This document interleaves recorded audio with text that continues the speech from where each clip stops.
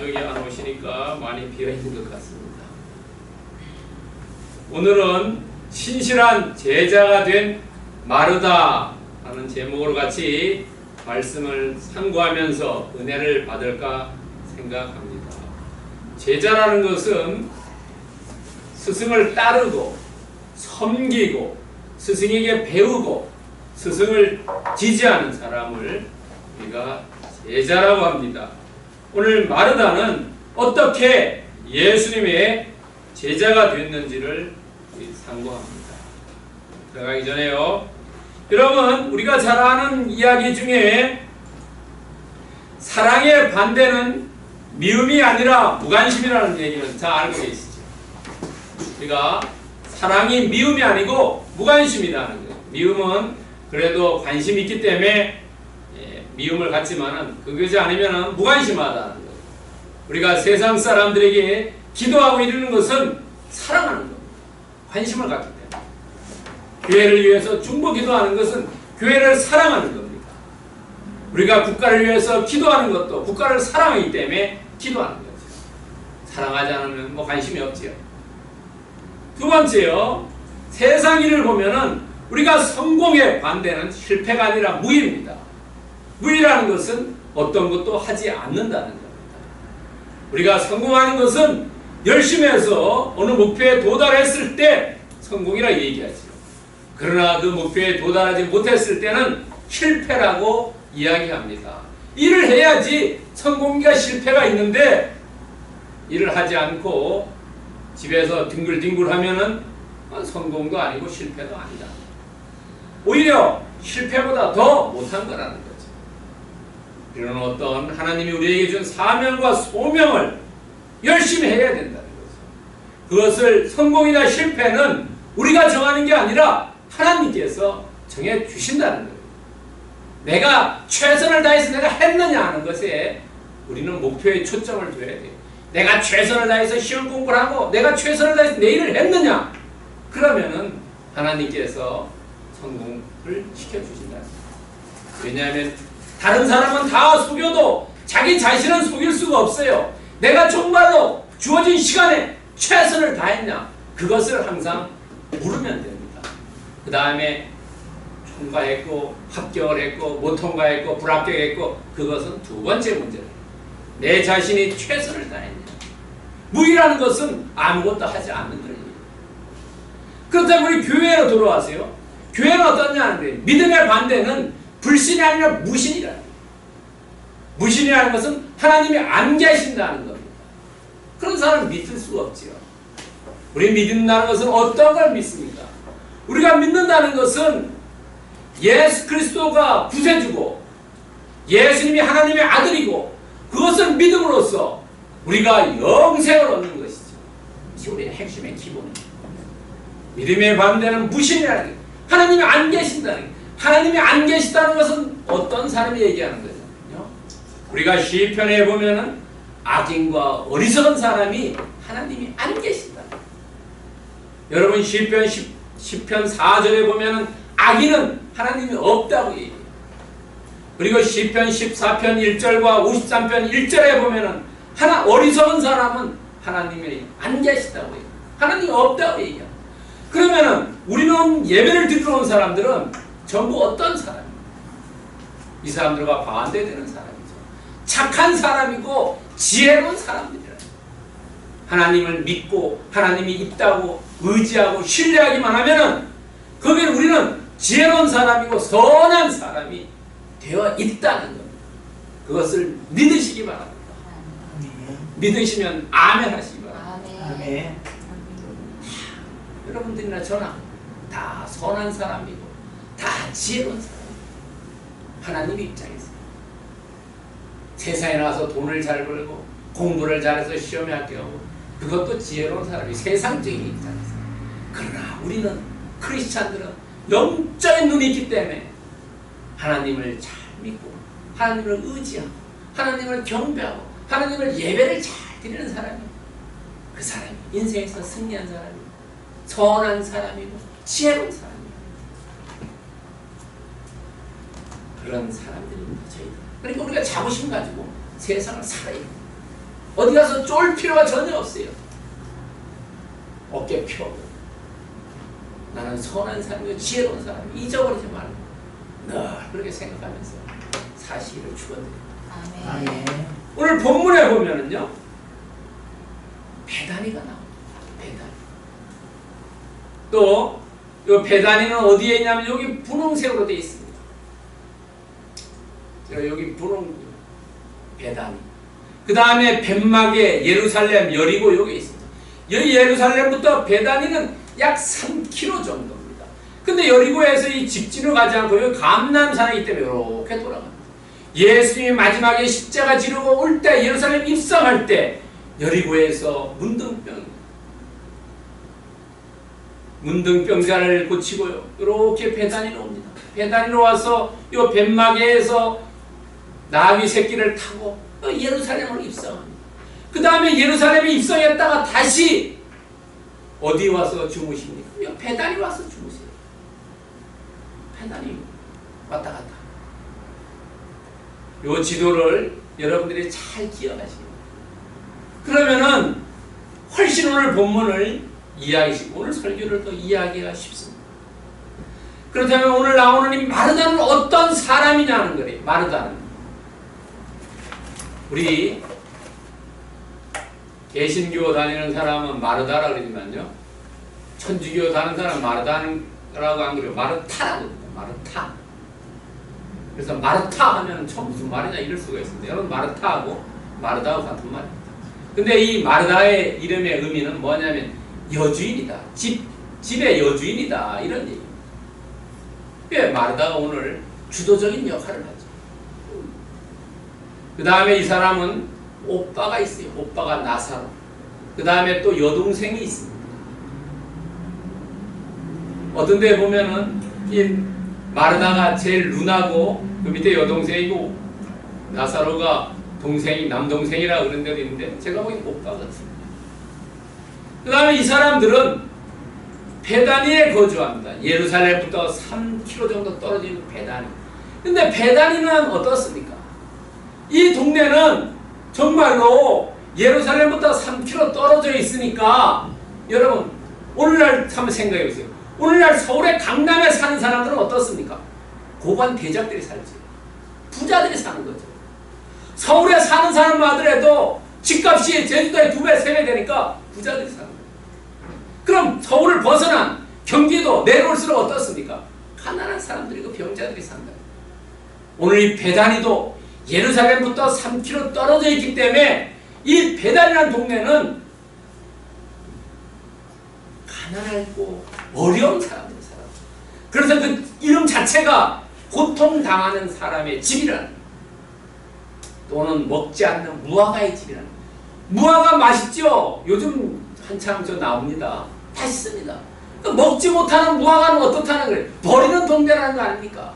그러니까 베다니 자체는 가난하고 못 살고 병든 사람들이 주로 살았던 동네라는 것을 우리는 이 뜻을 통해서 유추해 볼 수 있다는 거죠.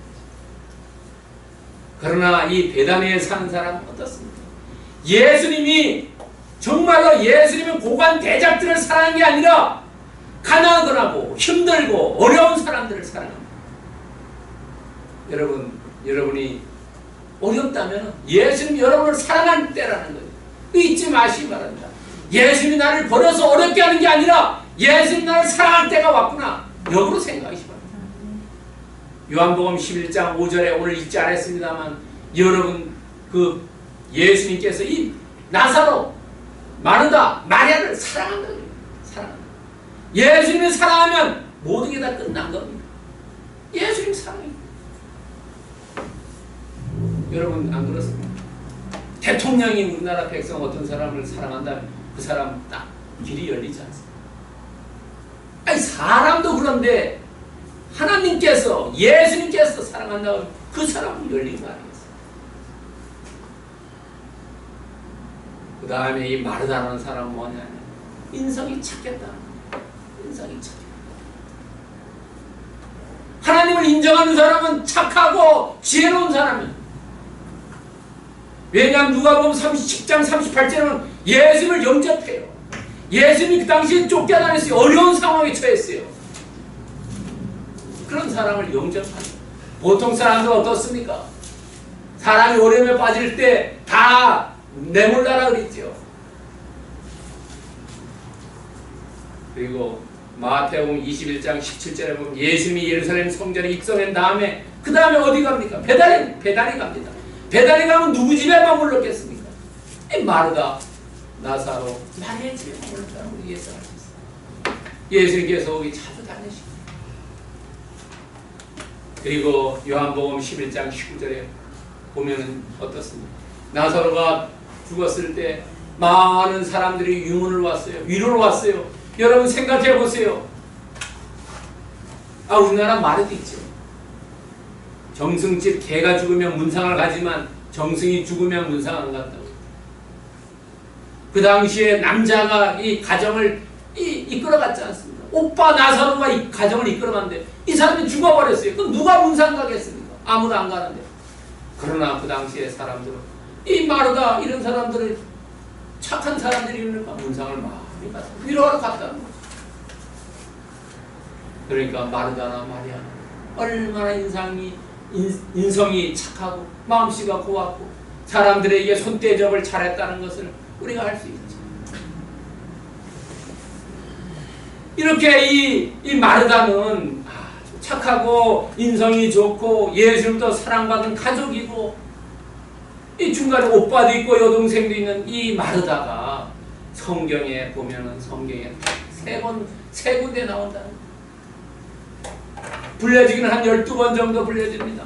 성경에 나오는 데는 딱 세 군데 나옵니다. 누가복음 10장 38절에서 42절과 요한복음이 조금 잘못됐는데 요한복음 11장 오늘 읽은 1절부터 53절 여기 잘못 나왔어요. 요한복음 1장이 아니라 11장입니다. 11장 1절부터 54절 오늘 본문 읽은 그 장입니다. 그 다음에 요한복음 12장 1절부터 11절 이 사이에 한 번 나옵니다. 이 마르다는 3번 나옵니다. 오늘 우리 마르다가 나온 성경 3군데를 우리가 한번 보면서 이 마르다는 사람은 정말 어떤 사람인지 한번 알아보자는 거죠. 왜냐하면 우리가 사람을 평가할 때 어떤 한 것을 가지고 평가하면 그 사람 전체를 볼 수가 없지요. 우리가 어떤 사람을 볼 때 사람은 어떻습니까? 공도 있고 과도 있다는 겁니다. 이 사람이 살다 보면 공도 있고 과도 있어요. 근데 공과 과를 올바르게 평가해야지 과만 평가하고 공만 평가하면 안 된다는 거죠. 그래서 어떻습니까? 재판을 할 때 피고와 원고 얘기를 재판장이 두 사람 다 얘기를 듣고 판단을 내리죠. 공과 과를 보고 판단을 내리죠. 근데 우리는 이래 사람이 어떻습니까? 이 심성이 악하기 때문에 공보다 어땠어요? 과를 잘 평가하죠. 다른 사람의 장점보다는 단점을 더 얘기를 잘하죠. 우리의 마음이 후패이기 때문에 그렇다. 마르다가 나오는 성경을 보면은 오늘 누가복음 10장 38절에 42절 읽지는 안 했습니다. 이때가 언제냐면 예수님이 29년 때래. 예수님이 30년 4월에 30년 4월 예수님이 보통 30세에서 33살이라 그러는데 학술적으로 들어가면 27년부터 30년이다. 29년 거의 돌아가시기 전 1년 전에 아마 이때가 여름에서 가을 같습니다. 예수님 마르다가 예수님 영접할 때 누가복음 10장 38절에 42절 그 다음에 오늘 본문 읽은 요한복음 11장 1절부터 53절은 예수님이 돌아가시는 마지막 겨울입니다. 29년 겨울 이때는 예수님을 초청을 해요. 마르다와 마리아가 오빠가 죽었기 때문에 병들었기 때문에 먼저요.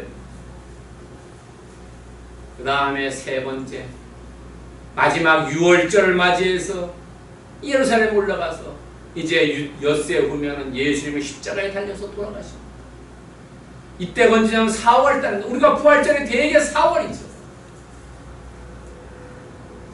30년 4월 요한복음 12장 1절부터 3절에 나옵니다. 여러분 이 연도를 잘 기억하고 있어야 돼요.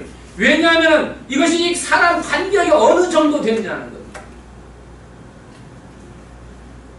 오늘 만나서 이 성경에서 보면 오늘 만난지 내일 만난지 이 비슷비슷한 사건들이기 때문에 이 인터벌이 어느 정도인지 알아야지 더 이해하기 쉽다는 거예요. 처음에 마르다와 예수님과의 관계는 29년 마지막 한 1년 정도 남겨두고 이 사건이 일어나는 거예요. 여러분 그렇다면 이 예수님을 영접한 누가복음 10장 38절에 42절 이때를 한번 봅시다. 여기서는 여러분들 성경책 펴놓으십시오. 누가복음 10장 38절에 42절을 보세요. 여기는 자세히 보면은 등장인물이 세 사람이 나옵니다. 누가 나오냐면 마르다와 마리아와 예수님만 나옵니다. 오빠 나사로는 나오지 않습니다. 이 세 사람이 나오는데 이 세 사람 중에 마르다와 예수님만 이야기합니다. 마리아는 이야기하지 않아요. 예수님 발끝에 앉아서 그냥 말씀만 듣는다고 했어요.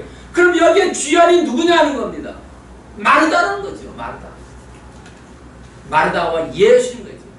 그런데 마르다는 자기가 영접 준비 음식만 잘 만들면 되는데 왜 동생이 도와주지 않는다고 하면은 여러분 그러면은 가만히 생각해 보세요.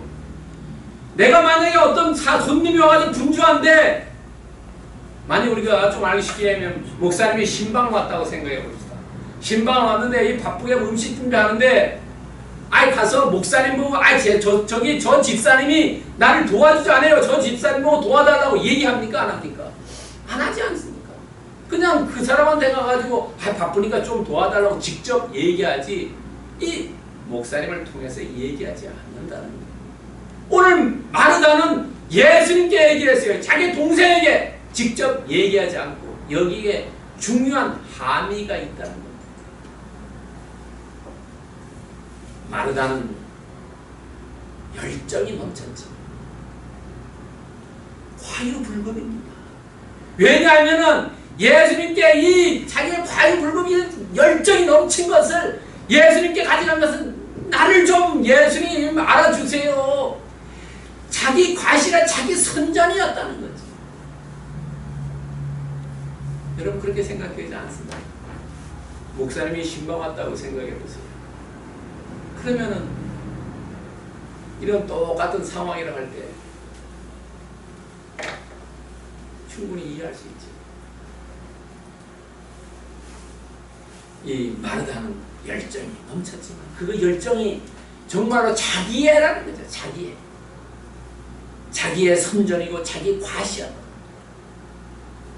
그래서 이 마르다는 어떻습니까? 예수님부터 책망받죠. 한 가지만 잘해라. 마리아는 좋은 것을 택했다. 이 좋은 것이 사람마다 틀리다는 거예요. 여러분 여기서 이 마르다는 예수님의 얘기를 듣고 삶에서 중요한 전기를 마련합니다. 삶이 달라졌다는 거예요. 그 다음에 1년 후에 만났을 때 달라집니다. 왜냐하면 내 자신의 판단 기준으로 다른 사람을 책망하고 비난했다는 거죠. 비판했다는 거죠. 여러분 교회에서도 그렇죠. 나는 열심히 헌신하는데 저 사람은 헌신 안 한다고 충분히 그럴 수 있습니다. 그러나 그렇게 하지 말라는 거죠. 비판이나 원망이나 불평하지 말라는 거죠. 본인은 본인 할 일만 하면 된다는 거죠. 판단은 누가 판단하냐? 우리의 심판주는 예수 그리스도라는 거죠. 우리가 그래서 어떻습니까? 다른 사람이 나를 치고 원수가 나를 들어도 원수를 직접 갚지 말라는 거라고 얘기하죠. 왜? 본인 자신이 잘못될 수가 있다는 겁니다. 원수를 하나님께 고하면 하나님께서 갚아주신다고 했지 않습니까? 내가 잘못할 수도 있기 때문에 그것을 미연에 방지하고 있습니다. 이 마르다는 자신의 판단 기준으로 동생을 비난했고 비평했고 예수님이 책망을 들었다. 우리도 그럴 수 있다는 거죠. 내 자신을 높일 때가 있다는 거죠. 내 자신을 높이면은 내가 우상이 되어버린다는 거죠. 우리는 이것을 주의해요. 그렇기 때문에 누가복음 17장 10절에서 이야기합니다. 뭐라고 이야기합니까? 누가복음 17장 10절에서 무익한 종이라 우리가 해야 할 일을 하는 것뿐이다. 무익한 종이다. 나는 그냥 내가 해야 할 일을 했을 뿐이다 라고 생각해야지 되지. 다른 사람이 많이 하니 적게 하니 이야기할 필요 없다는 거죠. 우리는 모두 예수 그리스도의 종이다. 나는 그저 내 할 일을 열심히 했을 뿐입니다 라고 이야기해야지 축복받는다. 다른 사람 비평하고 내 기준 세워가지고 내 의의를 나타내는 사람은 하나님께서 바람직하지 않습니다. 여러분들은 어떻습니까? 교회 일을 할 때나 어디에서 일을 할 때나 나는 무익한 종입니다. 내 할 일을 했을 뿐입니다 라고 고백하는 오늘 예배에 참석하신 분들이 되기를 축원합니다. 아멘. 두 번째는 마르다가 예수를 초청합니다. 오늘 요한복음 11장 1절부터 53절의 말씀입니다. 오늘 본문은 너무 길어서 17절부터 27절까지만 읽었습니다. 오빠 나사로가 아팠어요. 그러니까 이 당시에 그 베다니는 어땠다고 했습니까? 가난한 동네라고 했지 않습니까? 병든 사람들이 사는 사람, 정말로 힘든 사람이 사는 그런 동네, 이런 동네에서 우리도 어떻습니까? 요즘은 병원에 자주 가지만 뭐 한 20, 30년, 40, 50년 전에는 정말 병원 가기 어려웠어요. 우리가 의료보험 되기 전에는 정말 병원 가기 어려웠어요. 이때는 집에서 촌에 있는 시골에 있는 사람들 뭐 이런 의원들 이렇다고 찾아가고 또 이렇게 와서 뭡니까 뭐 이런 뭐라 좀 나쁘시면 투닥거리나요? 뭐 그런 것도 하고 이랬지 않습니까? 그러나 이 마르다는 어땠습니까? 그렇게 하지 않고 먼저 예수님께 호소하지요. 3절 11장 3절에 보면은 사람을 시켜서 예수님한테 보내요. 예수님 우리 집에 와서 좀 고쳐주세요. 오빠가 아픕니다 라고 얘기합니다. 우리가 문제가 있을 때 먼저 예수님께 찾아가는 것이 필요하다는 거죠. 전화 걸고 어떻게 이거 하는 것보다 먼저 기도하고 하나님 이런 문제가 있습니다. 이 문제를 해결해 주세요 라고 하면 거기에 해답이 있다는 거죠. 왜? 여러분들 시험 문제를 낸 사람이 시험 문제의 답지를 가지고 있어요. 하나님께서 우리를 이 땅에 보내셨기 때문에 우리의 모든 문제의 답은 하나님이 가지고 계신다는 거죠. 그런데 다른 데를 찾아가면 안 된다는 거예요. 마르다는 그걸 알았다는 거죠. 예수님께 책망받은 이후 몇 개월이 지났습니까? 2계절 정도가 지났어요. 어떻게 하면 6개월 정도 지났어요. 신앙이 자랐다는 거죠. 아하, 내가 내 기준으로 하는 게 잘못됐구나. 예수님 기준을 따라야 되겠구나. 그러니까 아하, 예수님께 부탁을 해야 했어요. 그래서 호소했다. 그 다음에 오늘 여러분 읽은 21절과 21절에 마르다가 얘기합니다. 여전히 그 말씀 21절과 22절에 보면 이런 얘기가 나옵니다. 마르다가 예수님께 여짜오되 주께서 여기 계셨더라면 내 오라버니가 죽지 아니하였겠나이다. 그러나 나는 이제라도 주께서 무엇이든지 하나님께 구하시는 것을 하나님이 주실 줄 아나이다. 뭐냐면 여전히 하나님을 신뢰한다는 거죠. 우리는 조금 내가 어렵고 좌절하고 절망하고 뭐 이 아플 때 어떻습니까? 하나님이 어디 계십니까? 하나님이 있지 않지 않습니까? 이렇게 얘기합니다. 그러나 마르다는 그러지 않았다는 거죠. 여전히 하나님이 신뢰한다. 하나님이 여전히 해결해 주실 걸 알고 있다는 거죠. 예수님께서 부탁하면 이루어 주실 거라고 말씀하지 않습니다. 여러분, 우리는 하나님은 늘 나와 동행해 주시고 우리의 문제를 해결해 주신다. 잠시 우리가 그 때가 하나님 나의 때를 생각하는 거지 하나님 때와 나의 때는 같을 수도 있고 다를 수도 있다는 거죠. 우리가 하나님 때를 기다릴 줄 알아야 됩니다. 여전히 신뢰해야 됩니다. 여전히 믿음을 유지해야 된다는 거예요.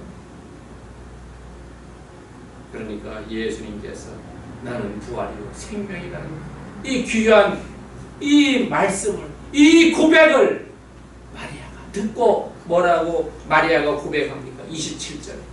너무너무 놀라운 신앙의 고백을 하지 않습니다. 27절. 그러하여다 주는 그리스도요 세상에 오신 하나님의 아들이신 줄 내가 믿나이다. 우리가 고백하는 것이 두 가지가 고백이 있습니다. 여러분 잘 아는 마태복음 16장 10절에 뭐라고 얘기합니까? 베드로가 고백하지 않습니까? 주는 그리스도요 살아있는 하나님의 아들이다. 거기서 그리스도는 뭐랍니까? 그리스도는 메시아, 우리를 구원해주는 사람, 그리고 하나는 하나님의 아들이라고 고백합니다. 그러나 요한복음에서는 요한은 베드로와 별로 사이가 안 좋은 것 같아요. 베드로 얘기는 안 나옵니다. 오히려 마르다의 고백을 합니다. 마르다도 두 가지를 고백을 하지요. 주는 그리스도요 하나님의 아들이다. 놀라운 신앙 고백을 합니다. 여러분 내가 아무리 많이 알고 있다도 말하지 않으면 모르지요. 여러분 부부 사이라든지 부모와 자녀 관계라든지 아니면은 모든 사람들과 이야기를 해야 되죠. 부부 사이도 사랑한다고 이야기를 해야 돼요. 속 깊은 거 물론 중요합니다. 그러나 표현하는 거 더 중요하다는 거죠. 자녀에게도 그렇죠. 자녀를 사랑한다 하는 거 말해야 한다는 거죠. 여기에서 오늘 마르다는 놀라운 고백을 합니다. 우리가 베드로와 같은 고백을 합니다.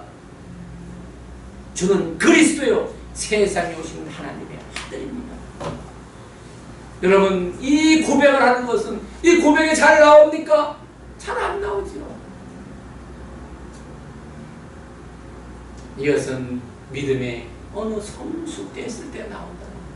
믿음이 성숙되었을 때. 여러분 요한복음 20장 31절을 보세요. 요한복음 20장 31절에 보면은 거기에 그런 말이 나와요.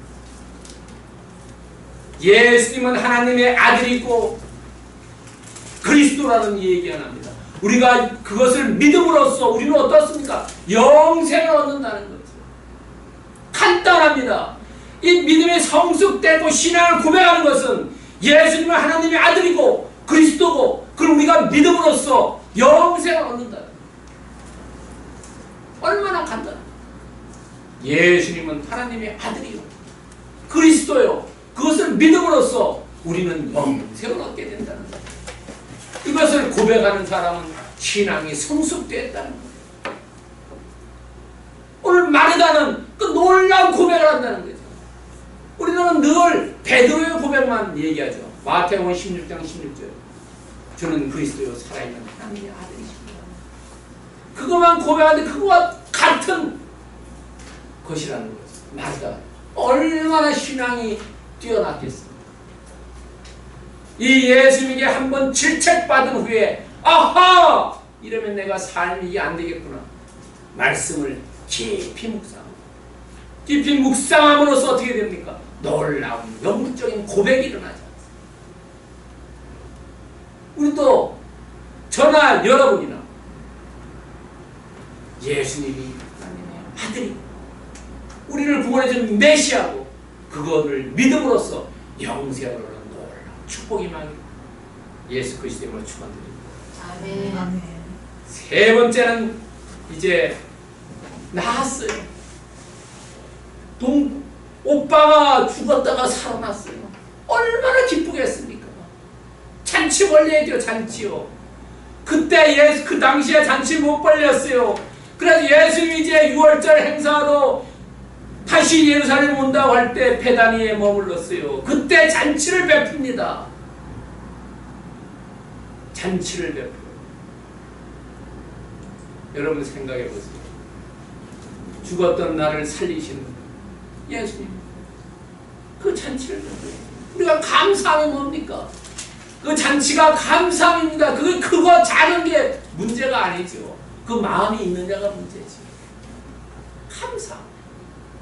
올 가을에도 우리가 정말로 하나님이 정말로 농사를 저는 짓지 않습니다만 농사 지으면 어떻습니까? 태풍과 비바람과 햇빛을 적절히 주어가지고 농사가 잘 되고 감사합니다. 그런데 오늘 여러분 특별히 2절 보세요. 12장 2절. 거기에 예수를 위하여 잔치할새 마르다는 일을 하고 이랬어요. 나사로는 예수와 함께 앉은 자 중에 있더라. 이 마르다가 변했습니다. 누가복음 10장 38절에서 42절에는 예수님께 가서 동생에 대해서 불편하고 비난했지만 여기서는 조용히 자기를 했다는 거죠. 이게 신앙이 달라졌다는 겁니다. 불평과 책망 없이 조용히 섬긴다는 거죠. 오른손이 하는 걸 왼손이 모르게 한다는 거죠. 하나님은 다 이 사람이 행위한 거 다 행위록에 기록해 놓는다는 거죠. 이 땅에서 우리가 살다 예수님 곁에 갔을 때 예수님께서 심판할 때 어떤 걸 심판하면 이 땅에서 고관 대작인 거 아무것도 필요 없고 예수님을 위해서 한 일만 기록되어 있다는 거죠. 마르다가 변했다는 거죠. 불평과 책망. 여기에서도 이 조용히 자기가 할 일, 잔치할 때 할 일, 자기 일을 했다는 것. 그래서 우리는 선택하는 걸 존중해 줘야 된다. 다른 사람 비난, 비평하지 말라는 거죠. 불평, 원망하지 말라는 거죠. 교회에서 일할 때도 그렇고 직장에서도 그렇고 왜 나는 열심히 하는데 저 사람은 열심히 하는데 그렇게 할 필요가 없다는 거예요. 그렇게 하면 하나님 말씀이 어울리지 않는다. 맡은 일에 최선 다하면 된다. 내가 맡은 일, 작은 거에 충성하면 점점 큰 거를 맡겨주십니다. 하나님께서 작은 것도 못하면 큰 일을 절대 맡기지 않아요. 그러나 한국 사람의 습성은 작은 것은 안 하려고 그래요. 전부 큰 일만 하려고 그래요. 그러니까 큰 일 하다 보면 다 빵꾸나고 엉터리로 만들지 않습니까? 작은 일, 충성하는 사람, 작은 일에 열심히 하는 사람, 그 사람이 큰 일을 할 수 있다.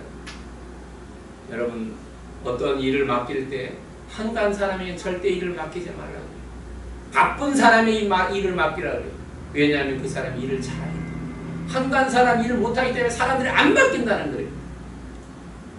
우리는 정말 크리스찬으로서 작은 일이든 큰 일이든 최선을 다해서 맡은 일에 충성해야 된다는 거죠. 특별히 고린도전서 4장 2절에 보면은 맡은 자에게 구할 것은 충성인데 이것이 원래 원어는 뭐냐면 신실함이라는 거예요. 신실함. 충성하면 별로 이렇게 어감이 좋지 않은데 신실함이라는 거예요. 내가 맡은 일에 정말로 신실하게 내 능력이 닿을 때까지 충성한, 내 능력이 닿을 때까지 정말로 최선 다하는 거죠. 제가 최근에 기사 하나 읽었어요. 어떤 신문지, 어디 신문인지 어디서 읽은지 모르는데요. 일본에서는 이 가을이 되면 전국적으로 마라톤 대회가 있습니다. 마라톤 대회가 42.195km인데 그것을 6명이 나누어 달립니다. 6명이 나누어 달리는데 그걸 역전 마라톤이라고 그러죠.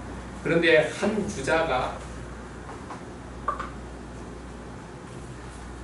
달리다가 발이 삐었다 그래요. 그러면 달릴 수가 없지 않습니까? 근데 기권을 해야 되는데 이 선수가 기권을 하지 않았다는 거예요.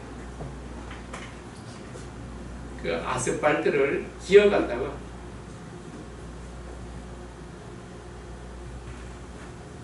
그 생각해보세요. 아스팔트를 기어가니까 뭐 무릎이 금방 피가 나죠. 그래서 그 본부에서 연락해가지고 감독한테 그만두게 시켜라. 그래도 그 주자가 끝까지 하지 않았다고 해요. 그래서 마지막까지 안주해 기어서 한 300m인가를 기어갔다. 여러분 생각해보세요. 아스팔트를 300m를 내비 기어갔다고 생각해보세요. 뭐 무릎 보호대도 없죠. 육상 선수가 무슨 무릎 보호대를 합니까? 그냥 피투성이 돼가지고 이제 그 바톤을 다른 사람이 넘겨서 갔대요. 그래서 24명이 달렸는데 16명까지가 본선에 올라가는데 21등에서 본선을 못 올라갔다고 합니다. 그러나 자기의 책임을 다 했다는 거죠. 만약에 기권을 했으면은 그 사람들이 1년 동안 준비했던 것이 다 날아가 버렸다는 거죠. 그러나 자기에게 책임진 것은 내가 기어서라도 가가지고 자기 책임을 완수했다는 거죠. 그게 일본으로 얘기하면 야마도 다마시랍니다. 야마도 혼이라고. 그렇게 무서운 자기 책임을 다하는 거예요. 내가 정말로 나에게 맡겨진 일을, 하나님이 나에게 맡겨진 인생을 나는 어떻게 살고 있느냐 하는 거죠. 무릎에 기어서 피가 날 정도로 그렇게 처절하게 나의 인생을 살고 있느냐, 내가 맡긴 일을 그렇게 처절하게 하고 있느냐 하는 거죠. 내가 신실하게 하고 있느냐. 고린도서 4장 2절이 우리에게 요구하고 있습니다. 여러분도 정말로 맡은 일에 신실함을 다하는 크리스찬들 되기를 축원합니다. 아멘. 오늘 핵심 메시지는 뭐냐 하는 거죠. 이 마르다를 통해서 우리에게 주고자 하는 말씀, 그것은 아는 것에서 믿는 것입니다. 요한복음 20장 31절에서 얘기하는 것, 메시아고 하나님의 아들이 그것을 믿음으로써 우리가 영생을 얻는, 여러분 오늘 본문에서 나오지요. 본문 24절 보십시오. 요한복음 11장 24절에 부활의 얘기를 하면서 마르다가 이르되 나는 마지막 날 부활 때는 내가 다시 살아날 줄 아나이다. 안다. 그러나 27절에서는 내가 믿나이다로 바뀌어졌어요. 아는 것에서 믿는 것으로 바뀌어지는 것. 우리가 성경을 아는 것이 중요한 것이 아니라, 하나님의 말씀을 아는 것이 중요한 것이 아니라 하나님의 말씀을 믿는 것이 중요한 거라는 거죠. 만약에 마르다가 이렇게 고백할 수도 있어요. 주는 그리스도고 세상에서는 하나님의 아들을 내가 압니다 라고도 얘기할 수 있다는 거죠. 그러면 이 사람은 구원에 못 들어가는 겁니다. 아는 것하고 믿는 것하고 다릅니다. 예수님은 우리에게 믿기를 요구하지, 아는 것을 요구하지 않는다는 거죠. 이 마르다는 1년 만에 바뀌어졌다는 거죠. 여러분, 우리는 믿음의 진보가 있어야 된다는 거죠. 빌보서 1장 25절에서 얘기했을 때 믿음의 진보가 일어나야 된다는 거죠. 우리가 초등학교, 중학교, 고등학교, 대학교를 통해서 사람이 자라고 지혜가 자라고 능력이 달라지죠. 우리 믿음도 그렇다는 거죠. 10년, 20년 교회에만 다니는 것이 중요한 것도 있지만 그것보다 더 중요한 것은 믿음의 진보가 일어나느냐 아니냐. 여러분들 믿음의 진보가 일어나야 된다는 거죠. 믿음이 장성하게 이루어져야 된다는 거죠. 그러면 어떻습니까? 믿음이 일어나면은 진보가 되면은 보지 못하는 것도 믿게 된다는 겁니다. 요한복음 20장 29절에서 얘기합니다. 도마에가 얘기합니다. 도마가 얘기했을 때 예수님께서 마지막 도마에게 얘기할 때 보지 못하고 믿는 자가 복이 있다고 얘기합니다. 여러분이나 저나 우리는 예수 그리스도를 본 적이 없습니다. 그러나 예수 그리스도를 보지 않지만 믿으면 거기에 복이 임합니다. 아멘. 그렇다면 오늘 우리 삶 어떻게 오늘 본문의 말씀을 적용해야 될까요? 우리가 누가복음을 통해서 어떻습니까? 자기 성찰을 잘해야 된다는 거죠. 내가 정말 우쭐해 서 있지 않냐? 내 목이 뻣뻣해 있지 않냐? 늘 자기 성찰을 조심해야 됩니다. 어느 날 갑자기 내가 예수님 자리에 앉아 있을 수 있다는 거죠. 처음에는 그렇지 않아요. 그러나 초심이 바뀌어져가지고 예수님 자리에 앉아있고 자기가 종이면서도 주인 자리에 행세한다는 거죠. 우리가 마태복음 7장 3절에 뭡니까? 다른 사람의 눈에 티는 보지만 내 눈에 들보를 보지 못한다는 거죠. 늘 내 마음속에 내 눈에 들보가 있는지 없는지 체크해봐야 된다. 자기 성찰 매우 중요하다는 거죠. 마르다는 자기 성찰을 못했다는 거죠. 동생을 불평하고 비판했다. 예수님에게 가서 매달립니다. 두 번째는 뭐냐면 믿음의 고백입니다. 로마서 10장 10절에 보면 입으로 시인해야 된다는 거죠. 예수님 알기만 안 돼요. 우리가 입으로 나는 예수님을 하나님의 아들이고 그리스도고 믿습니다라고 고백하는 게 중요합니다. 아무리 뭐 좋은 사람이 있다 하더라도 프로포즈 하지 않으면은 저는 못하는 거죠. 예수님이 갈릴리에서 어땠습니까? 예수님이 베드로에게 묻지요. 너 나 사랑하느냐고. 세 번이나 물었죠. 사랑은 똑같지 않습니까? 주께서 하십니다. 믿음의 고백이 중요하다. 세 번째는 뭐냐면 우리가 해야 할 일은 장성한 분량까지 가야 된다는 거죠. 어린아이는 어떻습니까? 이유식을 주지 않습니까? 우리가 뭐 위장이 나쁠 때는 죽 먹지요. 그게 주식이 아니죠. 나이가 들수록 어떻습니까? 딱딱한 음식을 먹지 않습니까? 우리가 이유식에서 이 머무는 신앙이면 안 된다는 거죠. 초짐의 신앙이면 안 된다는 거죠. 10년, 20년, 30년 다닐수록 더욱더 성경 말씀도 잘 알고 우리가 믿음도 더욱더 장성한 분량까지 도달해야 됩니다. 여러분들 도달해야 됩니다.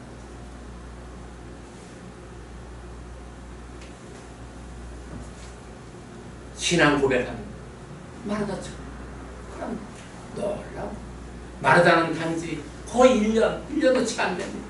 그런 놀라운 고백이 일어났다는 거죠. 여러분 신실한 오늘 마르다는 제자라고 그랬어요. 신실한 제자는 어떻습니까? 자기 성찰과 믿음 고백과 장성한 분량을 통해서 신실한 제자가 된다는 거죠. 신실한 제자는 그럼 어떤 사람이냐? 마태복음 10장 37절과 38절에 이야기하고 있습니다. 뭐라고 얘기하냐? 하나님 예수님을 가장 사랑하고 부모보다도 자녀보다도 더 사랑하고 그리고 자기의 십자가를 지고 나를 따르는 자가 신실한 제자라는 거예요. 여러분 우리는 크리스천으로서 부모나 자식보다 예수님을 더 사랑해야 되고 그리고 나를 부인하고 십자가를 지고 예수님을 따를 때 그때 신실한 제자라고 예수님께서 우리를 인정하고 받아주실 거예요. 오늘 예배에 나온 모든 분들은 정말로 예수님의 신실한 제자 되기를 축원드립니다. 아멘. 기도하겠습니다. 사랑의 하나님 감사합니다. 오늘 말씀을 통해서 우리를 깨닫게 해주시니 감사합니다. 우리가 오늘 깨달은 대로 행동하는 저희들 될 수 있도록 도와주시고 그 행동을 통해서 정말로 예수님부터 칭찬받는 신실한 제자라고 인정받는 저희들 될 수 있도록 축복해 주시고 인도해 주시옵소서. 감사하며 예수님 이름으로 간절히 기도드리옵나이다. 아멘. 찬송가 400